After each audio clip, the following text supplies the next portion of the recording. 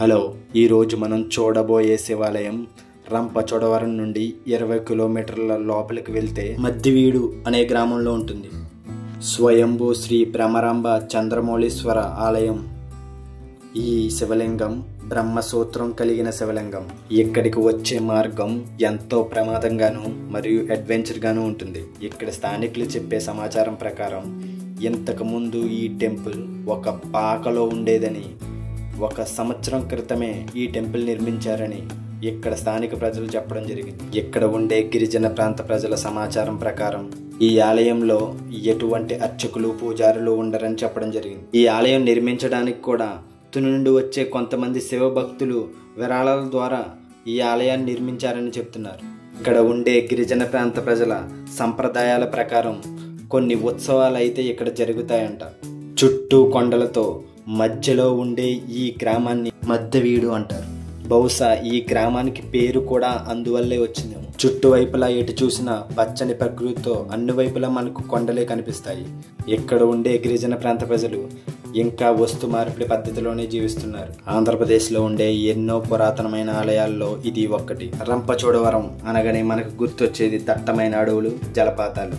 ఎంతో ప్రసిద్ధి చెందిన ఈ ప్లేస్లో ఎక్కడ ఇలాంటి టెంపుల్ ఉంటుందని ఎవ్వరూ ఊహించరు. చుట్టూ దట్టమైన అడవులు, జలపాతాల మధ్య ఈ టెంపుల్ చూడడానికి చాలా బాగుంది. ఇక్కడ ఉండే గిరిజనులు ఈ టెంపుల్కి మార్గం అయితే మాకు చూపించడం జరిగింది. ఇప్పుడు మనం టెంపుల్ లోపలికి వెళ్ళి చూద్దాం. ఇక్కడ ఉండే ఆ పరమేశ్వరుణ్ణి ఇక్కడ ఉండే గిరిజన ప్రాంత ప్రజలు ఎవరో ఒకళ్ళు ప్రతిరోజు పూజించడం జరుగుతుందంట. మనలాంటి వాళ్ళు ఎవరు వచ్చినా ఇక్కడ గుడి అయితే ఎనీ టైం ఓపెన్లోనే ఉంటుందంట. ఈ ఆలయంలో ఆ పరమేశ్వరునితో పాటు ఇంకా చాలా దేవుళ్ళ విగ్రహాలు అయితే ఇక్కడ ఉన్నాయి. మనం చూసేది శ్రీ మహాలక్ష్మి అమ్మవారి విగ్రహం అండ్ తర్వాత శ్రీ గంగమ్మ అమ్మవారి విగ్రహం కూడా ఇక్కడ ఉంది. ఇంకా చాలా విగ్రహాలు అయితే ఇక్కడ ఉన్నాయి. ప్రతిదీ ఒక్కొక్కటిగా అన్నీ చూద్దాం. టెంపుల్ చుట్టూ చాలా ప్రశాంతంగా ఉంది. ఈ టెంపుల్ చుట్టూ అయితే అనేక విగ్రహాలు ఉన్నాయి. ఇప్పుడు మనం చూసేది శ్రీ నాగదేవతలు అండ్ శ్రీ విజయ గణపతి స్వామివారి విగ్రహం అండ్ అలాగే ఇక్కడ చుట్టూ ఈ పరమేశ్వరుని చుట్టూ ఇవి అయితే నిర్మించడం జరిగింది. మనం ఇప్పుడు ఒక్కొక్కటిగా చూడబోతున్నాం. ఈ టెంపుల్ దగ్గరలో ఉండే ప్రతిదీ కూడా మనం పిన్ టు పిన్ చూద్దాం. ఈ విగ్రహం అయితే శ్రీ కుమారస్వామిది. శ్రీ సూర్యనారాయణమూర్తి స్వామి విగ్రహం కూడా ఇక్కడ ఉంది. శ్రీ భ్రమరాంబ అమ్మవారు.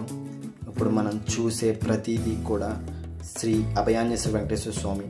ఇప్పుడు చూసే మనం ప్రతి దేవుణ్ణి కూడా ఇక్కడ ఎప్పుడు ప్రతిష్ఠించారని ఇక్కడ స్థానికుల్ని, ఇక్కడ ఉండే గిరిజనులు అయితే అడగడం జరిగింది.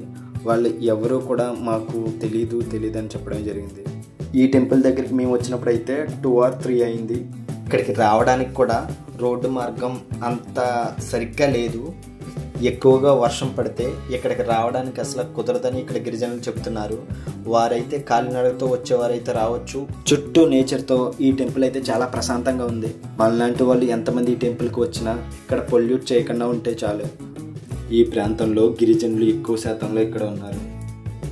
భారత స్వతంత్ర సమరయోధుడు అల్లూరి సీతారామరాజు ఈ ప్రాంతంలోనే ప్రశాంతత కోసం గడిపినట్లుగా కొన్ని గుర్తులైతే మనకు కనిపిస్తాయి.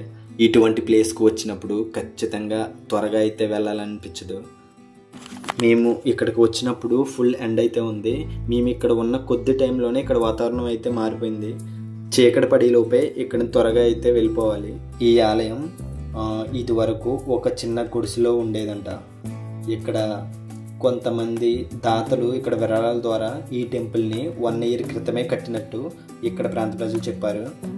ఇప్పుడిప్పుడే ఇక్కడ ప్రతిదీ డెవలప్ అవుతుంది. ఎంతో ప్రశాంతంగా ఉండే ఈ ప్లేస్ని ఎవరు వచ్చినా సరే ప్లాస్టిక్తో పాడు చేయొద్దు. నా సైడ్ నుంచి ఇది ఒక రిక్వెస్ట్. శివరాత్రి టైంలో అయితే ఇక్కడ మహోత్సవాలు చాలా ఘనంగా జరుగుతాయంట. ఇక్కడ ఉండే గిరిజన ప్రాంత సంప్రదాయాల ప్రకారం ఇక్కడ చాలా ఘనంగా జరుగుతాయంట. ఈ టెంపుల్ అయితే రంపచోడవరం వాటర్ ఫాల్స్ నుంచి ఒక 20 to 25 kilometers లాంగ్ ఉంటుంది. బట్ ఈ ప్లేస్ అయితే ఇక్కడికి రావడానికి రోడ్ అయితే సదుపాయం అంతగా లేదు. అంతా ఆఫ్ రోడ్డే. వర్షం పడితే మేము వచ్చే బైక్స్ కూడా పనిచేయవు. ఇన్స్టాగ్రామ్లో పరిచయమైన సోడవరం ఫ్రెండ్ ద్వారా మీ టెంపుల్కి అయితే వచ్చాం. ఇలాంటి మరిన్ని అద్భుతమైన వీడియోస్ మన ఛానల్లో వస్తూనే ఉంటాయి. సబ్స్క్రైబ్ చేసుకోండి అండ్ బెల్ ఐకాన్ క్లిక్ చేసి పెట్టుకోండి. ఈ వీడియోని తప్పకుండా లైక్ చేయండి.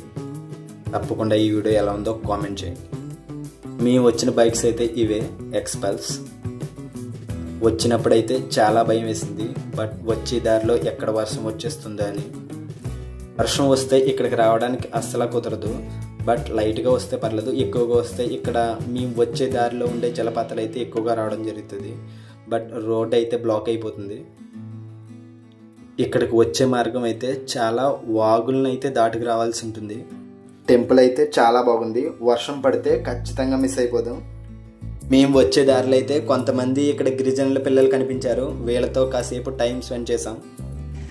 శివభాస్కర్ రెడ్డి వెళ్ళరా ఒకసారి.